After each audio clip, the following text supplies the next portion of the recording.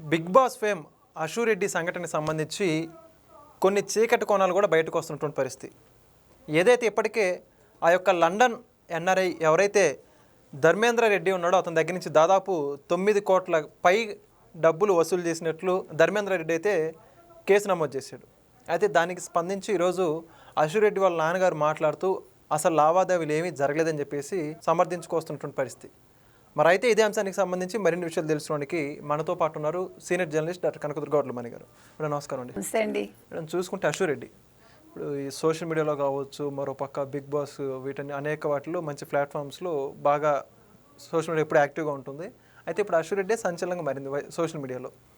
ప్రేమించి పెళ్లి చేసుకుంటానని మోసం చేసిందని చెప్పేసి దాదాపు 9 కోట్ల పైగా డబ్బులు కాజేసిందని చెప్పేసి ఒక అతను కేసు నమోదు చేశాడు.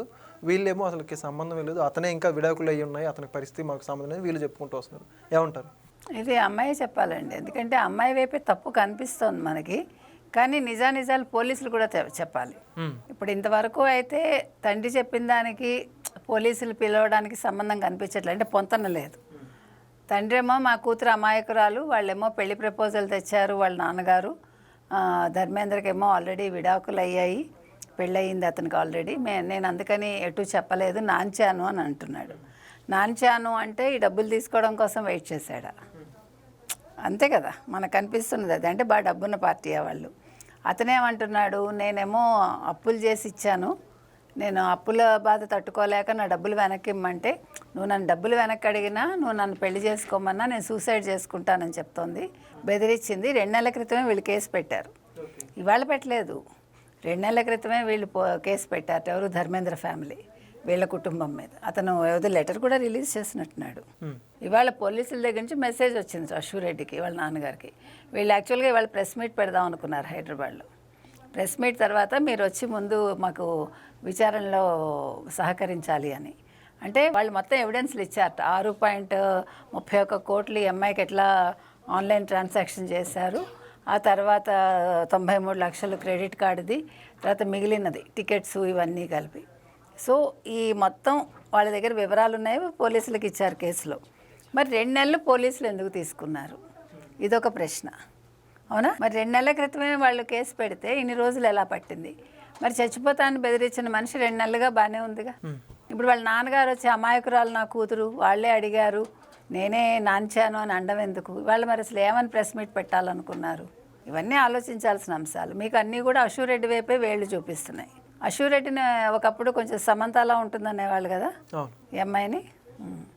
తర్వాత రామ్ గోపాల్ వర్మ కూడా చాలా పాపం ఇంటర్వ్యూలో అమ్మాయి కాలు నాకడం, అది అసలు అంటే దిగజారుడుతనానికి. రామ్ గోపాల్ వర్మని మనం ఒక లెవెల్లో చూసి ఇట్లా చూడటం అనేది ఒక పెర్వర్షన్కి పరాకాష్ట. అది రామ్ గోపాల్ వర్మ అంటే మనం ఊహించుకోలేం. మనిషి మారచ్చు కానీ, అంటే అఫ్కోర్స్ ఇంకా మనం అంతకంటే ఏముందిలేండి. పోర్న్ వీడియోలు చూసుకుంటూ ఆయన వీడియోలు ఇంటర్వ్యూలు ఇస్తూ ఉంటే అమ్మాయిలు కూడా ఇంటర్వ్యూలు చేసేవాళ్ళు కూడా చేశారు కదా, మీరేం చూస్తున్నారో మాకు తెలుసులేండి అంటూ. అదేదో పెద్ద గొప్ప విషయంలాగా అందరూ అనుకున్నారు అప్పట్లో. అంటే జర్నలిజం అనేది ఏ స్థాయికి వచ్చిందని. ఇలాంటివి వెంటనే అతన్ని లేపి పంపించాలా అక్కర్లేదా? కూర్చోపెట్టి మీరు మర్యాదలు చేసి ఇలాంటి వాళ్ళని మీరు గొప్ప హీరోలాగా లేదా వీరుల్లాగా, తర్వాత ఏంటి హిందూ ధర్మం మీద అతని ప్రశ్నలు వేసి హిందూ పురాణాల మీద. పోర్న్ వీడియోలు చూసేవాడు హిందూ పురాణాల గురించి ఏం మాట్లాడతాడు, అవునా? సో అది అందుకని ఇవాళ అశు రెడ్డి అనే అమ్మాయిది తప్పు కనిపిస్తోంది. ఇందులో మరి పోలీసుల వెర్షన్ ఏంటి, రేపు ఏం జరుగుతుంది, ఈ అమ్మాయి ఏం చేసింది, ఆ డబ్బులు ఆస్తులు కొనుక్కున్నారా, కొనుక్కుంటే వెనక్కి ఇప్పిస్తారా, మరి ఇవాళ ధర్మేంద్రకి న్యాయం జరుగుతుందా లేదా? ఎందుకు అబ్బాయిలు ఇటీవల కాలంలో ఇలా మోసపోతున్నారు? మీరు అమ్మాయిల్ని చూసి పడిపోకండి, మనం ఒకటే చెప్తున్నాం. వాళ్ళ మాటలకు కానీ వాళ్ళ అందానికి కానీ మీరు ఎర కావద్దు అని చెప్తున్నాం. ఇది ఎవరు ఏం చేయలేని విషయాలు, వ్యక్తిగతంగా వీళ్ళు చేజేతులా చేసుకునేవి ఇవన్నీ. సో డబ్బు ఎప్పుడైతే మీ మధ్యన వచ్చిందో అప్పుడే బంధం నిలవదు. మిమ్మల్ని పెళ్లి చేసుకుంటాను ఒక అమ్మాయి వచ్చాక, పెళ్లి కాకుండా నాకు అప్పులు ఉన్నాయి, నాకు డబ్బులు కావాలి అందంటేనే మీరు ఆలోచించాలి, గుర్తుపెట్టుకోండి. అందుకని డబ్బు లావాదేవీలు ఎప్పుడు పెట్టుకోవద్దు, పెళ్ళికి ముందు అస్సలు పెట్టుకోకూడదు. అమ్మాయి అందంగా ఉండి మీరు అందంగా లేకపోతే 1కి 2 సార్లు ఆలోచించుకోవాలి. మొన్న మనం చూసాం, నేను తెల్లగా ఉంటాను, నువ్వు నా పక్కన నల్లగా ఉంటావు అని చంపేసింది కదా. అందుకని ఈ రోజుల్లో మీరు ఆడపిల్లల మనస్తత్వాలను మీరు గ్రహించలేరు, ఏ సైకాలజీ ప్రొఫెసర్ కూడా చెప్పలేడు. కాబట్టి బివేర్ ఆఫ్ దీస్ గర్ల్స్ అని మనం చెప్పాలి. Thank you. Thank you.